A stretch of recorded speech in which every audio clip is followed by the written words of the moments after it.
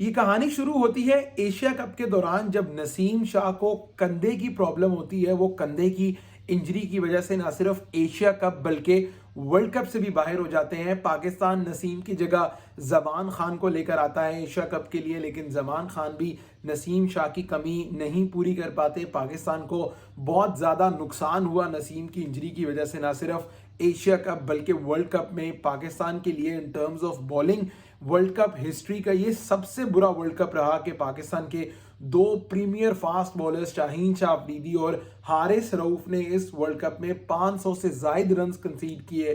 पाकिस्तान के बॉलर्स की ना सिर्फ पटाई हुई बल्कि पाकिस्तान के बॉलर्स को विकेटें भी ना मिली। हमने ऑस्ट्रेलिया के अगेंस्ट बहुत बड़ा टोटल खा लिया। इसके अलावा न्यूजीलैंड के अगेंस्ट हमने 400 रन कंसीड किए।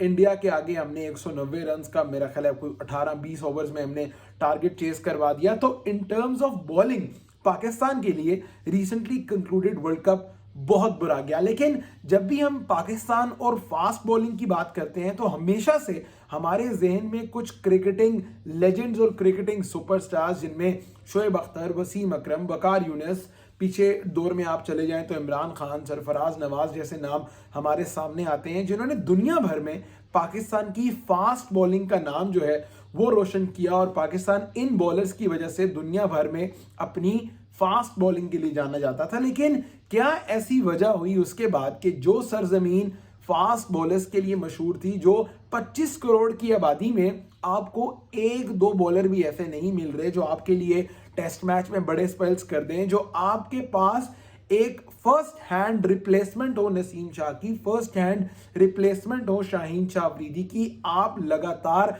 शाहीन से बॉलिंग करवाते जा रहे हैं, चाहे आपका टूर मैच हो, चाहे आप नेपाल के अगेंस्ट खेल रहे हैं, जिम्बाब्वे के अगेंस्ट खेल रहे हैं, वेस्ट इंडीज के अगेंस्ट खेल रहे हैं, चाहे आप नेदरलैंड्स के अगेंस्ट वर्ल्ड कप में खेल रहे हैं, आप शाहीन शाह अफरीदी को रगड़ा दिए जा रहे हैं। कसूर आपके सिस्टम का है कि आपने आज तक ना तो शाहीन शाह अफरीदी की रिप्लेसमेंट ढूंढने की कोशिश की, ना ही आपने नसीम शाह की रिप्लेसमेंट ढूंढने की कोशिश की। और सोने पे सुहागा ये हुआ कि आप ऑस्ट्रेलिया का एक मुश्किल अवे टूर कर रहे हैं, वहां पर आपने खुरम शहजाद, अबरार अहमद और नुमान अली को अपने टीम में शामिल किया।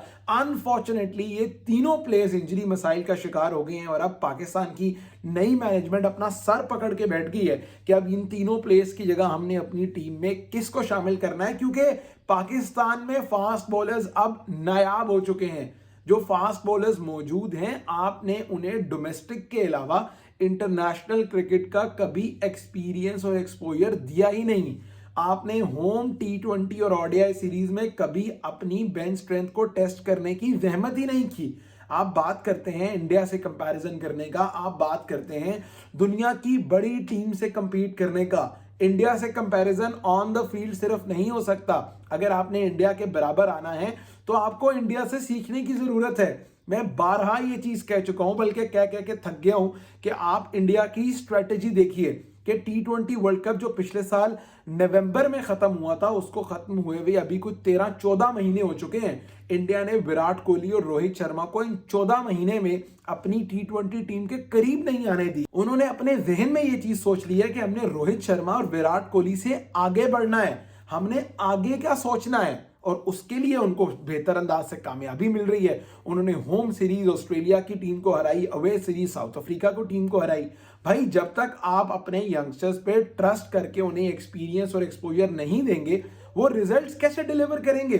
आपने होम सीरीज न्यूजीलैंड के अगेंस्ट वनडे सीरीज खेली, आपकी टीम 4-0 वनडे जीत रही है। आप पांचवें मैच में भी शाहीन शाह अफरीदी को खिला रहे हैं, फखर को खिला रहे हैं, आप बाबर आजम खेल रहे हैं। भाई खुदारा, अपने से बढ़कर सोचिए, अपनी आईसीसी की ओडीआई रैंकिंग नंबर 1 से बढ़कर सोचिए, अपनी टीम में जगह चले जाने से बढ़कर सोचिए। इतने इनसिक्योर मत होइए। ये दुनिया की ओडीआई क्रिकेट हिस्ट्री का शायद पहला नंबर 1 बैट्समैन हो जो नंबर 1 होने के बावजूद भी इतना इनसिक्योर है।